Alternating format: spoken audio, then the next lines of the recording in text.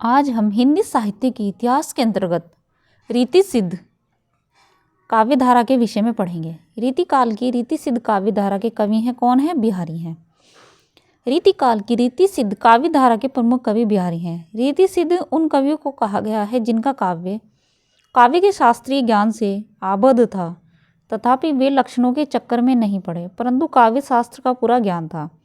अन्य महत्वपूर्ण तथ्य देखिए, रीतिकालीन काव्य को 3 भागों में विभक्त किया गया है: रीतिबद्ध, रीतिसिद्ध और रीतिमुक्त। ठीक है।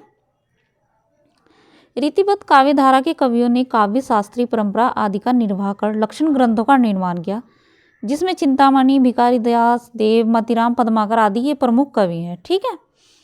बिहारी रीतिकाल की किस काव्य धारा के कवि हैं? रीतिसिद्ध काव्य धारा के कवि हैं।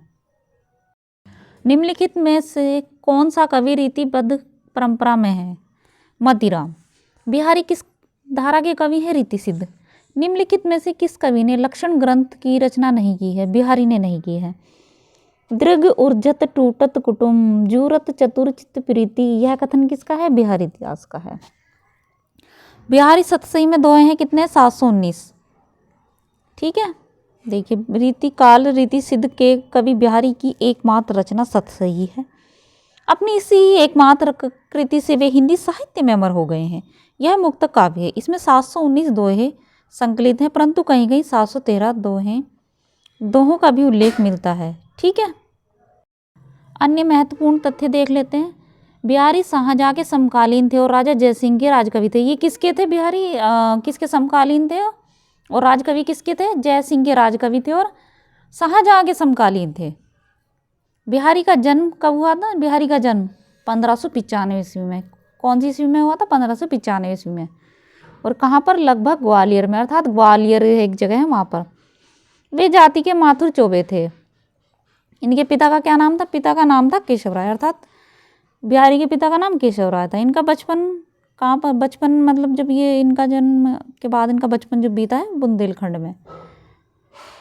1664 ईस्वी में इनकी मृत्यु हो गई। जन्म कब हुआ था? 1595 ईस्वी में होता और मृत्यु 1664 ईस्वी में हुई थी। बिहारी ने करीब कितने दोहे लिखे हैं? 700। बिहारी द्वारा लिखित दोहे हैं 700। बिहारी की रचना का क्या नाम है? बिहारी सतसई। ये महत्वपूर्ण रचना है इनकी, बिहारी सतसई। बिहारी किस काल के कवि थे? रीतिकाल के कवि थे। कौन से काल के? रीतिकाल के। बिहारी सतसई किस भाषा का काव्य ग्रंथ है? ब्रजभाषा, अर्थात बिहारी द्वारा बिहारी सतसई लिखी हुई जो ग्रंथ है वह ब्रजभाषा में लिखा हुआ है।